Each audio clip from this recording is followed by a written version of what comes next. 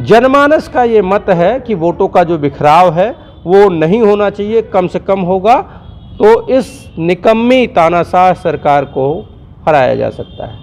योगी की तानाशाही इस कदर है कि कोई भी कार्यक्रम होता है हाउस अरेस्ट होने लगते हैं लोग। मैं अपना कपड़ा लेके गांव से आया हूं कल के कार्यक्रम में जाने के लिए, इसलिए कि गांव में रहेंगे तो रात को 11 साढ़े 11 बजे हमारा एसएचओ फ़ोन करता है, सर कहाँ है, और आके बैठ जाते हैं। एक दिन 2 दिन पहले से गांव में कांग्रेस और विपक्ष के नेताओं कार्यकर्ताओं को हाउस अरेस्ट करने की जो प्रक्रिया इस योगी सरकार ने चलाई है वो तानाशाही का अप्रतिम उदाहरण है। नमस्कार, और आप देख रहे हैं कांडी बनारसी। कांडी बनारसी में आपका स्वागत है। राहुल गांधी युवाओं से संवाद करने जा रहे हैं, वो भी प्रयागराज के धरती पर, और सीधे तौर पर हम बातचीत करेंगे। हमारे साथ मौजूद हैं वैभव त्रिपाठी, जो कांग्रेस पार्टी के प्रवक्ता हैं। वैभव जी, जिस तरीके से राहुल गांधी को ये कहा जा रहा था कि उनका कार्यक्रम नहीं होगा, फिर कार्यक्रम फिर सुचारू रूप से होने जा रहा है, सरकार को क्यों इतना डर सताने लगा है कि राहुल गांधी का जो कार्यक्रम था, और ख़ासकर यूपी के जो प्रयागराज है वहाँ पे बड़े तादाद पे छात्र युवा रहते हैं, तैयारी भी करते हैं, युवाओं से संवाद करने जा रहे हैं, तो इस संवाद से क्या निष्कर्ष निकालने के प्रयास करेंगे राहुल गांधी? देखिए, राहुल गांधी जी छात्रों से सीधे संवाद करके उनकी समस्याओं को जानना चाहते हैं, क्या व्यावहारिक दिक्कतें आ रही हैं वो जानना चाहते हैं, पेपर लीक से छात्रों का जो नुकसान हो रहा है उस पर उनसे चर्चा करना चाहते हैं। लेकिन ये जो भाजपा की निकम्मी छात्र विरोधी सरकार है वो राहुल गांधी से हमेशा डरती है। ये पहला वाकया नहीं है। ये राहुल गांधी का जो पीछे एक कार्यक्रम देहरादून में हुआ, उसका परेड ग्राउंड का 1,67,000 रुपये जमा करा के पहले परमिशन दिया गया और 2 दिन पहले वो परमिशन रद्द कर दी गई। फिर जो हमारे आयोजक थे उन्होंने कहीं अन्यत्र व्यवस्था करके कार्यक्रम करवाया, और साजिश कितनी बड़ी की भाजपा सरकार ने कि राहुल गांधी के कार्यक्रम का परमिशन रद्द हुआ और वहाँ पे एक गायिका का कंसर्ट के लिए परमिशन दे दी उसी टाइम उसी दिन। मतलब साजिश ये थी कि राहुल गांधी का जब कार्यक्रम होगा उस टाइम नाच गाने का कार्यक्रम होगा तो छात्र नाच गाना देखने जाएंगे, राहुल गांधी के कार्यक्रम में नहीं जाएंगे। लेकिन हुआ बिल्कुल विपरीत, क्योंकि जो इस निकम्मी सरकार में तैयारी कर रहे बच्चे, पढ़ाई कर ले रहे बच्चे पेपर लीक से परेशान हैं, वो राहुल गांधी से मिलना ज़्यादा अच्छा माने और राहुल गांधी जी के कार्यक्रम में गए और उस नाच गाने के कार्यक्रम में नहीं गए।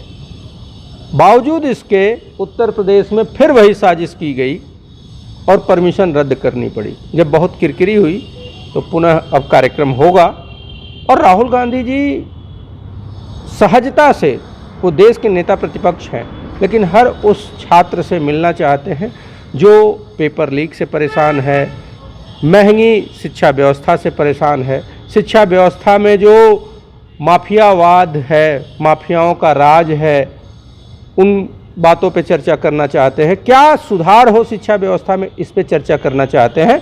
और सीधे जब नेता प्रतिपक्ष से देश का छात्र जुड़ता है तो मोदी और योगी की नींद तो उड़ता ही है, नींद उड़ेगी भी। और हम शिक्षा में आमूलचूल परिवर्तन की बात कर रहे हैं, और यहाँ धर्मेंद्र प्रधान जैसे लोगों को बचाने के लिए ये सरकार ने पैलेट गन और AK-47 तक चला देती है। लाठी में कील लगा के छात्रों को पीटा जाता है, और प्रधानमंत्री जब नींद उनकी खुलती है, कुंभकर्णी नींद, तो रात को 12 बजे उनकी नींद खुलती है, कहते हैं हेलो फ्रेंड्स। वो शायद भूल गए, हेलो फ्रेंड्स बहुत पुराना हो गया मोदी जी, हाय गाइस कहते हैं बच्चे। अब जो जेनजी है वो आपके इस नफरती एजेंडे को पहचान गया है। वो जानता है कि ये धर्म की राजनीति करने वाले कभी भी शिक्षा नहीं देंगे, रोजगार नहीं देंगे।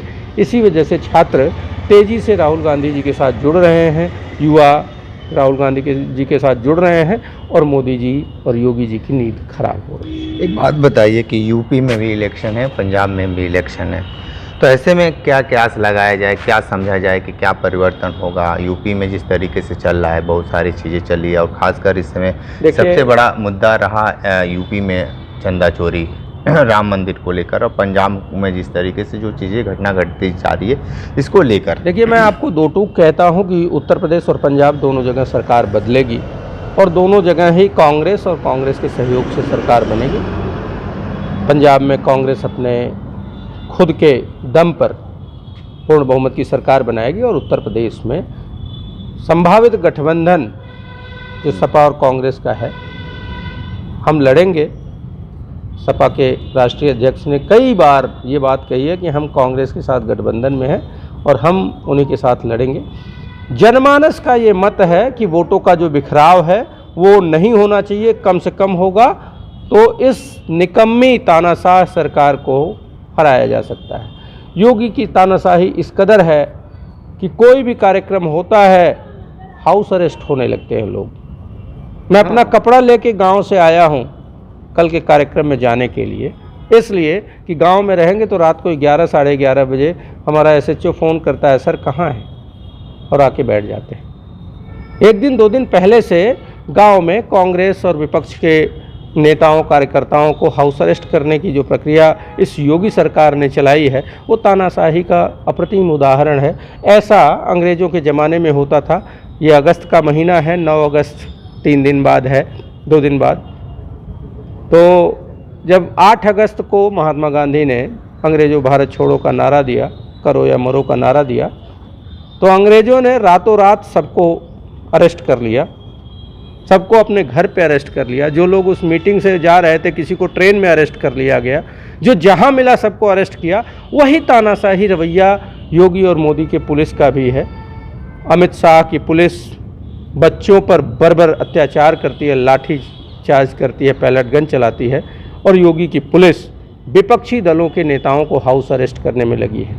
जो पुलिस का काम था भयमुक्त समाज का निर्माण, वो पुलिस सत्ता के इशारे पर विपक्षी दलों के ऊपर हाउस अरेस्ट इम्पोज करने में लगी है, उल जलूल मुकदमे लादने में लगी है। तो ये तानाशाही चरम पर है और जनता अब जाग चुकी है। युवा, छात्र, किसान, महिला, दलित, पिछड़ा, वंचित, शोषित, अब तो ब्राह्मण भी। उस ब्राह्मण का भी भ्रम टूट गया जो ये मानता था कि ये धर्म के लोग हैं और धर्म की बात करेंगे।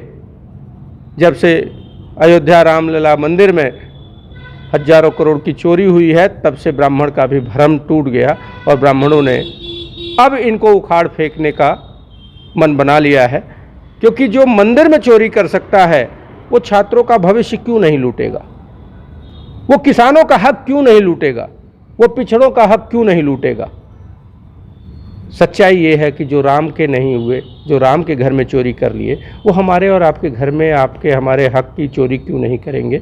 इस वजह से देश और प्रदेश में हर जगह योगी, मोदी और भाजपा का इकबाल ख़त्म हुआ है, लोगों का भरोसा ख़त्म हो चुका है और लोग अब इनसे निजात पाना चाहते हैं। और मैं आपको दावे के साथ कहता हूं कि आगामी 27 के चुनाव में जहां भी चुनाव होंगे भाजपा बुरी तरह पराजित होगी। आपको अभी उपचुनाव के निर्णय आए हैं। बिहार में भी भाजपा की डबल इंजन की सरकार है, मध्य प्रदेश में भी डबल इंजन कहते हैं, और दोनों जगह उपचुनाव हार गए हैं। जबकि हमेशा ये होता रहा है कि उपचुनाव सत्ताधारी दल के लोग ही मैक्सिमम जीतते आए हैं, लेकिन ये बदलाव का संकेत है। जनता अब एकजुट हो रही है इनको हराने के लिए। तो आप सुन रहे थे कांग्रेस प्रवक्ता वैभव त्रिपाठी। सीधे तौर पर इनका यही कहना है कि कांग्रेस के जो कार्यक्रम है, राहुल गांधी का जो कार्यक्रम है प्रयागराज में, उसको लेकर लगातार जो कांग्रेस के नेता हैं उनको हाउस अरेस्ट किया जा रहा है। और सीधे तौर पे ये अपनी पीड़ा बता भी दी है कि ये घर से निकले हैं, कपड़ा लेकर निकले हैं कि कहीं न इनके SHO इनको फ़ोन न करे कि सर आप कहाँ पर हैं, आपसे हम मिलना चाहते हैं, फिर हाउस अरेस्ट करने की बातें। एक आखिरी सवाल है कि जिस तरीके से 8 तारीख को जो कार्यक्रम होगा, बड़े तादाद पे युवा वहाँ पे जा रहे हैं और कांग्रेस के जो नेता हैं बड़े तादाद पे अपील भी कर रहे हैं, क्या वहाँ से कहा जाता है कि मथा जाएगा तो क्या निकलेगा वहाँ से? देखिए, मंथन से अमृत भी निकलता है और जो कमियां होती हैं, जो विष होता है वो भी निकलता है। तो जो विष ममन है वो भगवान शंकर करते हैं। और जब चर्चा होगी तो क्या कमियां हैं उसके निराकरण के लिए हमारी जो आगामी सरकार में हमारी रणनीति क्या हो उस पर चर्चा होगी, और जो छात्र चाहते हैं कैसे उनकी शिक्षा व्यवस्था को दुरुस्त किया जाए उस पर चर्चा होगी। और जब सीधे सीधे देश का दूसरा सबसे बड़ा नेता, प्रधानमंत्री के बाद नेता प्रतिपक्ष दूसरा सबसे बड़ा नेता सदन का होता है, वो सीधे जब छात्रों से संवाद करेगा तो छात्र अपनी बात कह के उसको समस्याओं से अवगत कराएंगे, और आने वाले समय में जब सरकार बदलेगी तो हम उन नीतियों को लागू करेंगे। तो आप सुन रहे थे वैभव त्रिपाठी, बहुत सारी बात बताए हैं, विशेष इंटरव्यू कर रहे थे। हमारे साथ बने रहे कांडी बनारसी के साथ। नमस्कार।